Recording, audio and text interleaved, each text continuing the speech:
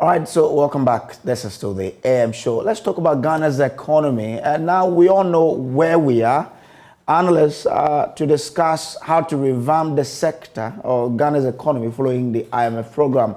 We know that we are in difficult times. A lot of people are really crying about the times we are in, that any time you wake up, things you bought yesterday, the price will not be same if you go there today.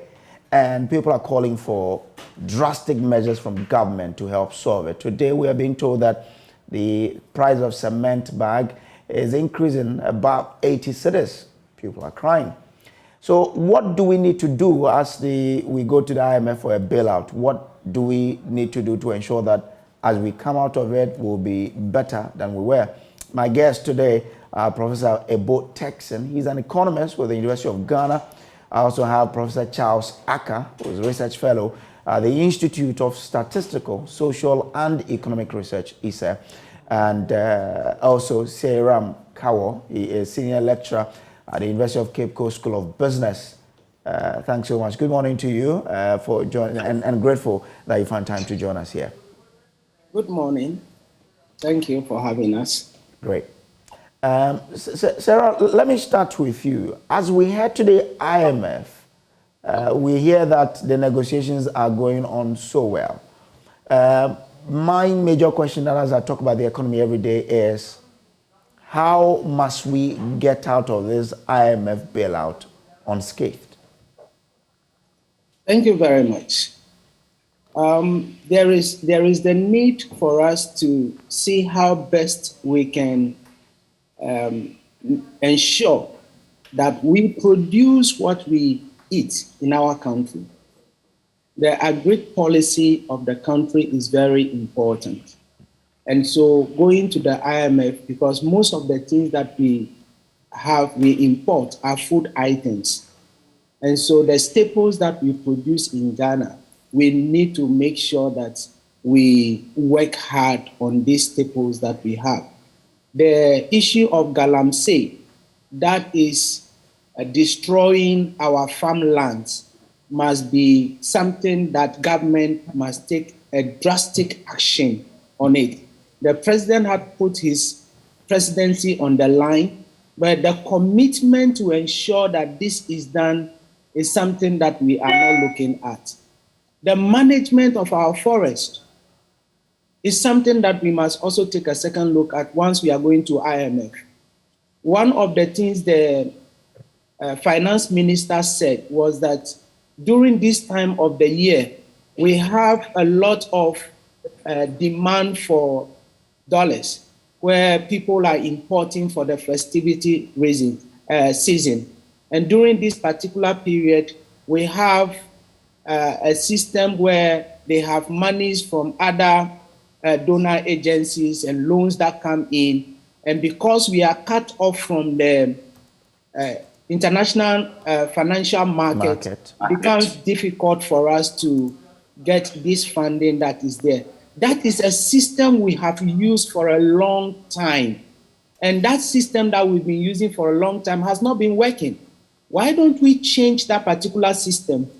During this particular time, government should take over the payment of these imports. Not government, Bank of Ghana. The importers have their monies with them. So the transfer fees and all those things are something that would affect. So Bank of Ghana, the banks that we have in Ghana, can decide that we want to keep our system working. And so we are doing these transfers for these people. The charges, we are waiving it off from this particular time. And when we fix the rate at that particular point in time, those that we are going to pay the money to, they will not have any option but to accept the rates that Bank of Ghana is paying. When we do this, we would have a good way out. Our wage bill, we have been saying that is too high. To leave this particular system, government appointees must be reduced because they come with a lot of fringe benefits. And this is weighing hard on the economy. And once it is weighing hard on the economy, we need to make sure that we reduce this particular system. Going to IMF, we are leaving everything to the forces of demand and supply. You go to one market today, the prices of commodities, the same commodity is selling at different prices in different shops. We cannot allow this to continue. We need to have a system of price control on some essential commodities in our country. When we do that, that will help us go a long way. We are going to IMF.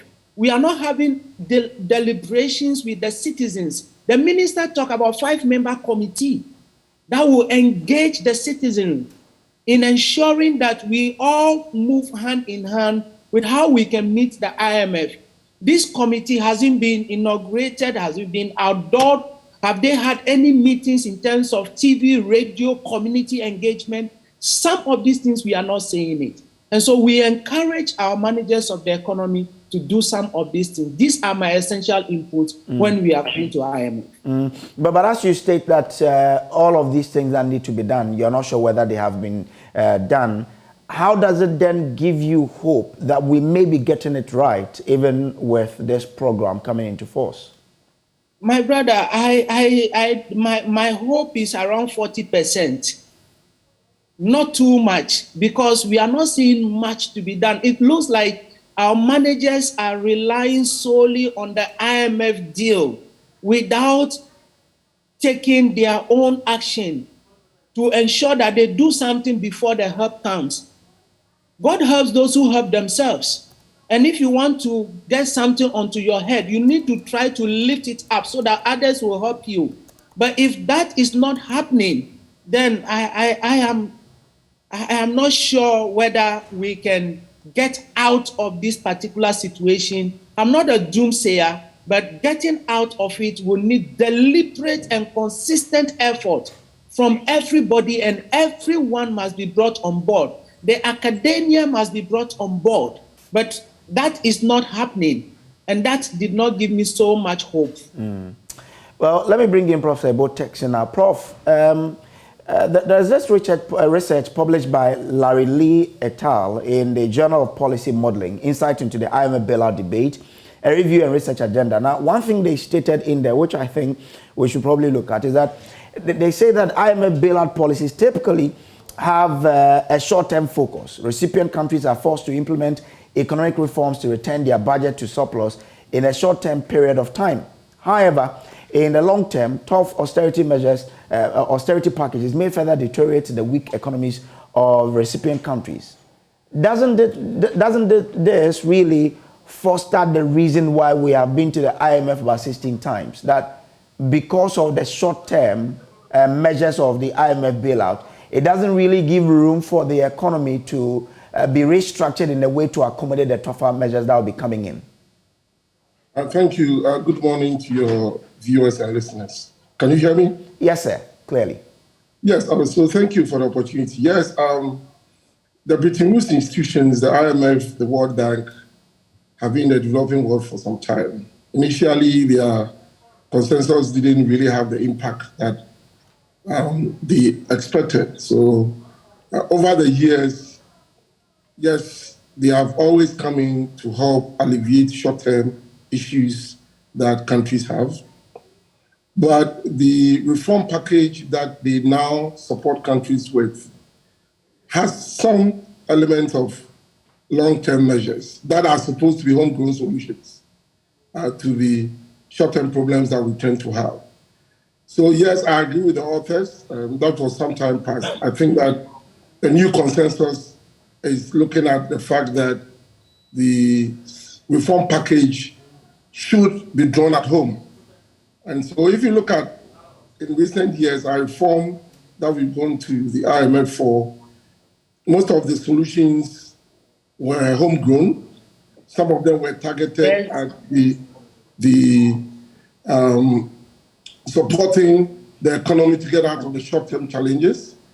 But most of the informed policies are geared also towards the long term.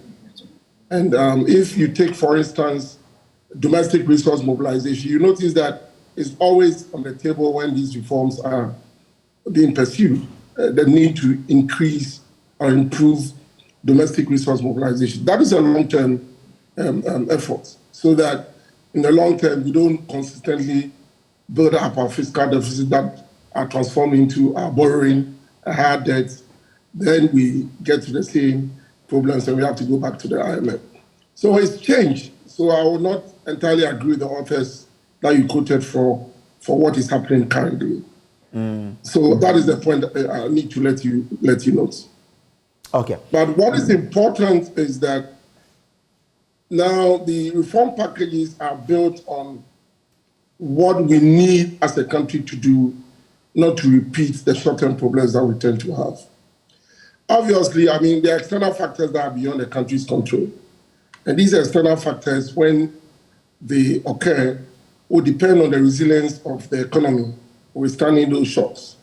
I think the discussion, the debate of the reform package now is to see how countries build that resilience to withstand some of these external shocks, because they are beyond the control of the economy. So in the last one that we went in 2015, we tried to pursue some long-term measures that were going to help us get out of this crisis and build a resilient economy. It so happened that when we had just exited and we were trying to see our best to build a resilient economy, COVID hit, an election year, we know what happened, and then just afterwards we are seeing this increase in oil prices because of the Ukraine-Russia war and other factors.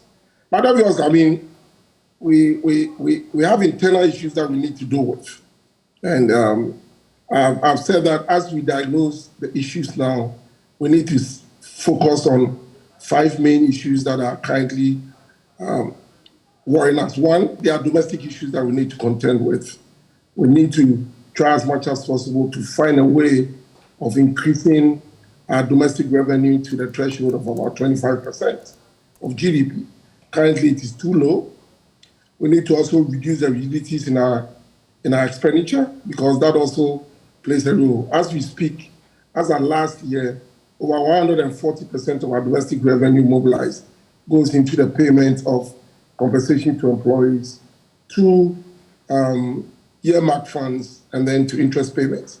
These are expenditure items that you normally cannot touch, but we can reduce in the long term if we put in place very good strategic policies that will help us to reduce the extent of rigidities in our fiscal space, so that we can free some space, especially for capital investment that we need to expand the productive base of our economy.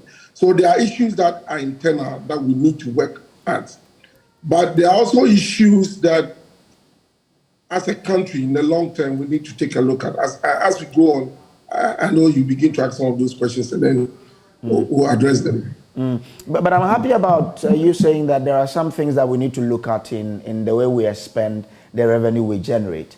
I'm sure managers of the economy know that this is what we need to do. Why haven't we been able to do all of that in the past years? And how can we really do it going forward? We need to ensure that we are stepping, into this whole thing with one step forward to ensure that we don't come back. So what do we need to do really? How do we begin it? In the political economy issues at stake, the reasons why at times some of these hard choices our politicians find it difficult for them to pursue. Because it comes at times with some cost in terms of the objectives of our politicians. The objective is to win an election. So it affects the political fortune, eh? At times they prefer 20 hours to create a mess to win the election and clean it up later. So our political business cycle is part of it with these political economy issues. Some of these issues are very tough decisions that have to be made. But Ghana has to come to the time that we realize that no matter what we do, these issues will keep on coming up. And the best thing we need to do is to confront our problems and deal with them decisively, no matter the political cost that comes with it. And I know the politicians will be laughing at this, but I mean, obviously, these are the solutions that we need, hard choices. Domestic resource mobilization, going out there and making sure that we widen our tax net will come with some sort of, at times I feel that there's a sense that the politicians want to go into the informal sector to collect a lot of taxes, because people in the informal sector do not normally get higher levels of income, and so there are issues about equity and all of that.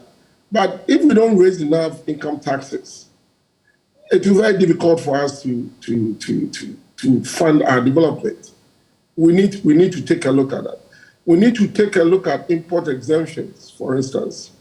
Difficult political choice that these politicians would find difficult to make because of obvious reasons. I don't want to go into that. But most importantly, also to try as much as possible to cut down on government machinery, especially political appointees. We know people put their lives on hold to campaign, to go around the country to get a government elected.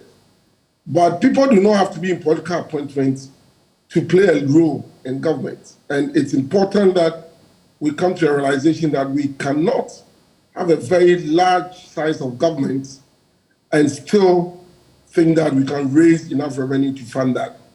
There are social interventions that are indiscriminate. And for me, as an economist, I think that we've moved beyond indiscriminate subsidies. We need to target our subsidies. And one of them that comes readily to mind is the free SHS. I mean, I've heard comments that it doesn't take too much of our money, but every penny or every peso that we save is saved to do other things that can expand the productive base of our economy. I understand that it's building of human capital, but I don't understand why parents who are in the position to pay are being offered a subsidy that they really do not need, when that savings could go even into improving the system of education at the secondary level. So it's important. It's about time that we also allow the public universities to charge some realistic fees. I mean, all over the world, tertiary education is not supposed to be free, so that the universities on their own partially can pay for some of the things that they rely on government for, so that it eases some fiscal space for the government to also do other very important things.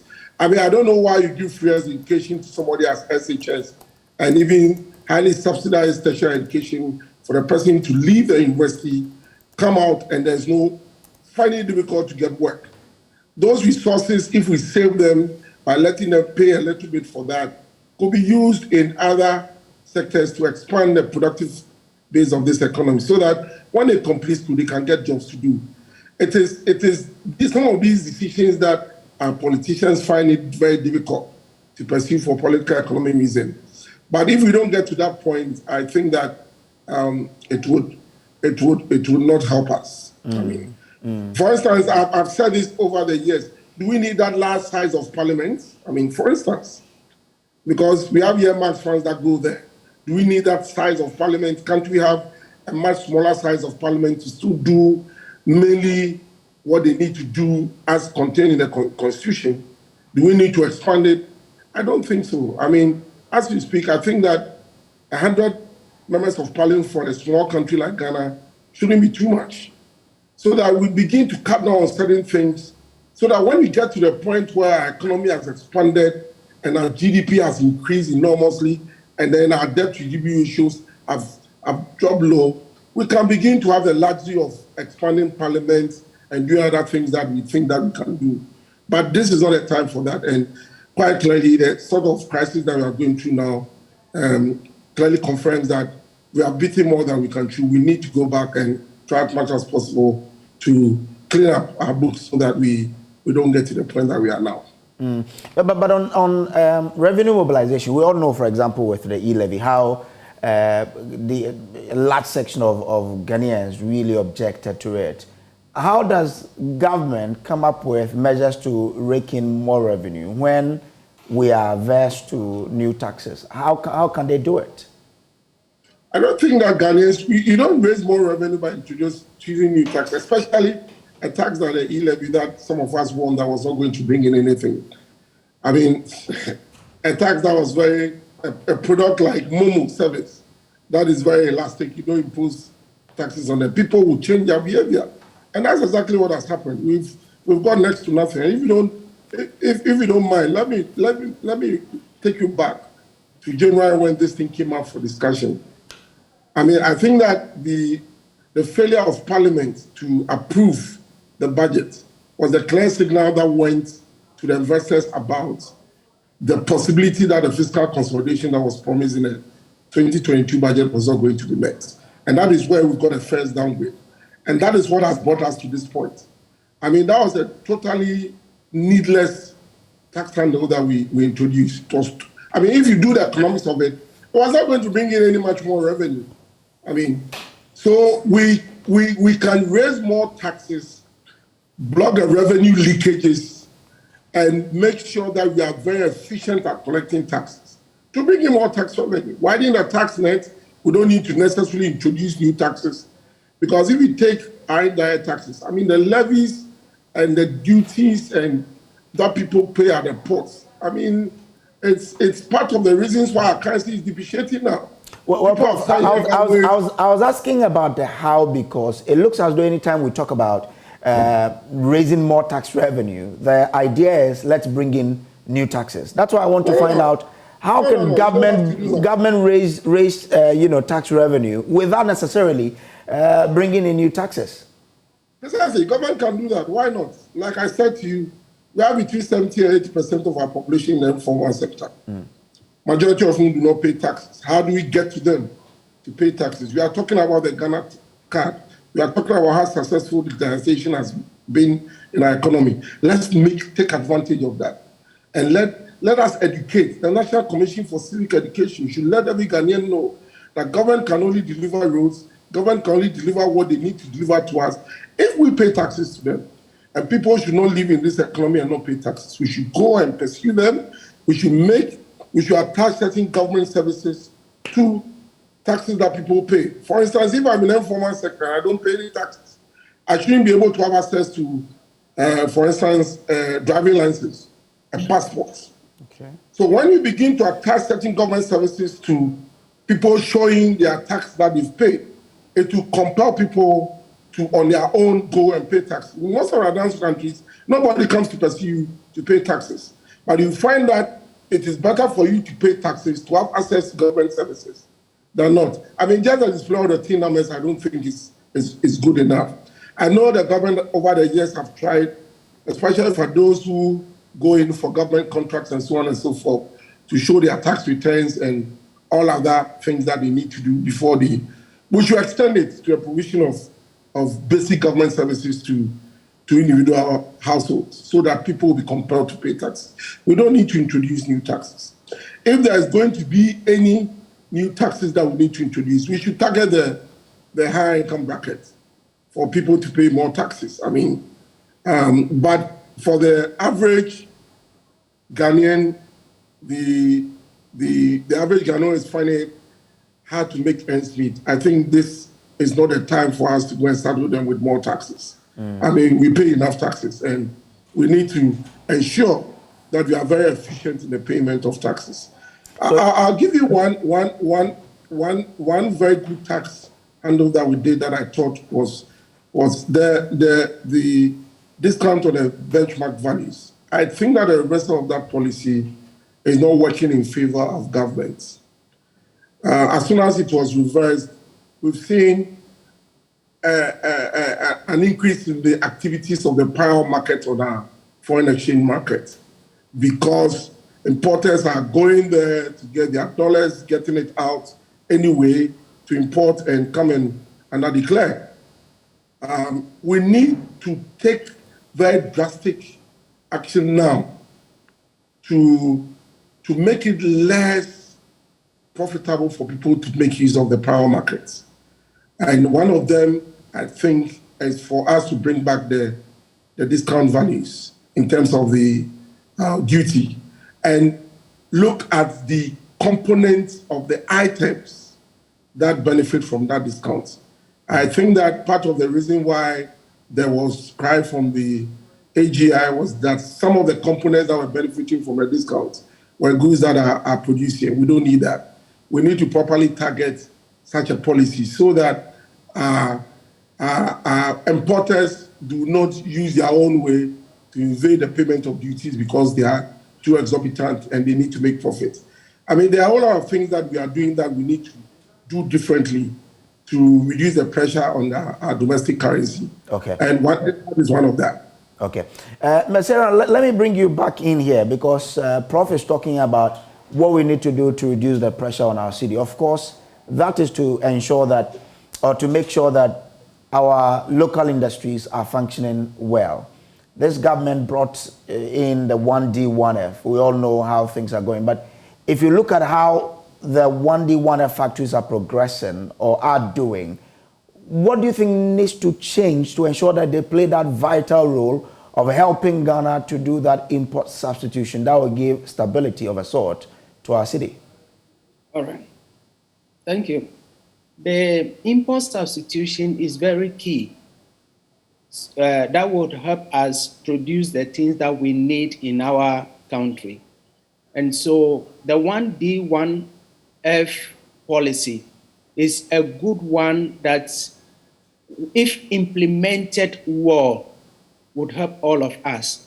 And then that policy is shrouded in politics, where you have to be linked to the political party before you benefit from it.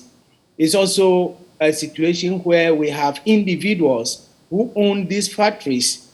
And so the community involvement, the district involvement is not there. For me, the way these factories could work was for the districts to establish technical committees devoid of politics. Once they do that, these technical committees look at the factory they want to establish. Let the people in the communities, in the districts, own these factories. Let the people be employed. And so shares are floated and they buy shares in these companies. Proper management is in place. And it's not the political appointees that are managing these factories. Once they do that, the factories employ the citizens that are there. They manufacture what is needed, and then there will be production. We can do these things across the country, and we will not have few of these factories that are running. We'll have a lot of them because there is involvement of the community. But as we see it, the one district, one factory is for some group of persons who produce. What they produce is not on a large scale, but on a minimal scale that they are producing. And that is not going to help us revive our import substitution industry. And that is a worry to every Ghanaian. But one critical issue about the 1D, 1F should be about resourcing those factories or financing them. Because I know, for example, the ones that are in the rice industry, the problem is about sustainability of raw materials. We are not able to do it because these companies require some amount of money to be able to then, cultivate large tract of farms. They don't have it. If you speak to them, the issues are that the funds that are supposed to come in are not coming. So how do we solve that issue of financing these factories to be able to then produce at the rate we want, then to reduce the burden on the city or on the city, because we need more dollars to importing the goods that we could probably grow in Ghana? Thank you. If you look at the financing that have been given to some of these factories so far, have the monies been used for that particular purpose? The answer is no. If the monies are used for those purposes, you realize that these things would go a long way to revamp these factories that we have. In financing these particular factories, should be a paradigm shift. So, Prof talked about the tax education. There is the need for education for the managers of these factories to do the right things. There is the need for a mindset change. The way we do things in Ghana, there are factories that are managed by Ghanaians, and these factories are closed down. But when you bring people from outside, they do it and manage it and revamp these same factories from internally generated funds, not funding from government. So when the funding goes to these companies, do we have a system where they have to pay back with interest? and a period fixed for them, or it is money that is given to them, use it anyhow, and then you will come back to us and we'll give you some amount of money? No, the monies are given to them by banks, commercial banks that have seen that their business plans are feasible and bankable, and that's how they inject those monies in. But the issues from what I've heard is about the regular release of those funds. A bank can look at your project, it is agreed, but then there are issues about the release of funds, and that really stifles the growth of these companies. Yes, because the banks have agreed with government that we are going to sponsor the 1D, 1F system. And these are the projections that the companies have brought on board. But when they do a critical analysis and they look at how you are using the funds and they realize that they are not going to get return on that money, even the capital, if care is not taken, they are going to lose that amount of capital, the banks will be reluctant in giving out the money, and therefore affecting the funding of these projects. If the projects are devoid of politics and done in a way that the community is involved, as we are talking about now, there are technical people who are doing it, so that if one political party changes hands, the rest will not come and say, this is for a government, and for that matter, this is how we are doing it. That way, we would be able to get the funding and the regular flow of funds that go to these particular industries that are being established. But where we do everything, and everything is politics, the banks will be very careful in lending their money, because there's a lot of credit risk and political risks associated with some of these businesses that we've done. It has happened in the past where some banks have involved themselves in financing some oil marketing companies and the rest, and their monies are gone. They will not want to use depositors' money and put in those sectors that they realize are not productive, and they are not going to get the people's money that they've given to these ones, thereby putting their businesses in jeopardy. Okay. Let me bring in Professor Charles Aka with the... Can I make a point? Okay. Prof wants to make a point. Just a minute, sir. Okay. Yes, so the 1D1F that you're talking about, yes, it's a very good intervention. We know you started this sometime after independence, it didn't work. There are obvious reasons why it didn't work. I'll be surprised if the government is politically involved in setting up these industries. I think that was a mistake we made in the past. The government, I know, is supposed to just provide a conducive environment for the setting up of these industries. The reason why I think the slogan 1D1F was to at least target at least one industry like that in every district, yes. So that at least it's going to offer employment to the youth in those areas. And partly, if it's possible, to have a share of the ownership of those 1D1F, partly residing in the indigenous of that area, right? To the extent that it's turned political, I'm not too sure if I'm aware of exactly. I'm also not aware. I know is that I'm not aware of that. business people... I know businessmen who are now being 1D1F that have no political... Absolutely. I mean, and it's important that we become very careful the way we bastardize some of these very good interventions. Because once we begin to throw politics in it, supposing there's a change of government, a laudable initiative like that is thrown out overboard. Okay. All right. It's at the center of the problems that we have as a country. When we get around this 1D1F, possibly move the slogan away from a political party manifesto to a national agenda, we get it right. We reduce our reliance on imports, we begin to promote exports, and that is at the center of the issues that our economy is facing at the moment. Okay. So at this juncture then, let me bring in Professor Charles Aka. He is a research fellow at the Institute of Statistical, Social and Economic Research. He can help us get a balance in this. Prof, grateful that you joined us. We are talking about 1D1F now because, like all my panelists have agreed, it is at the core of ensuring that we do this import substitution model that will really put less pressure on the city. What do you think we can do as a country to get it right with this particular initiative? Yeah, thank you very much, and good morning to your cherished listeners.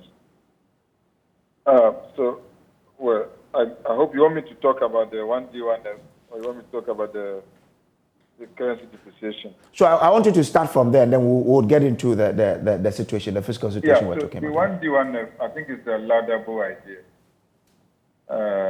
But, I mean, from work that I have done, I don't think it's very strategic. Oh. And I think we need to still go by the model of having special economic zones. We don't necessarily need to have a factory in every district if we cannot have economy of scale. These become very small micro factories. And for us to be able to generate economies of scale and produce more to export, firms need to be located in a cluster.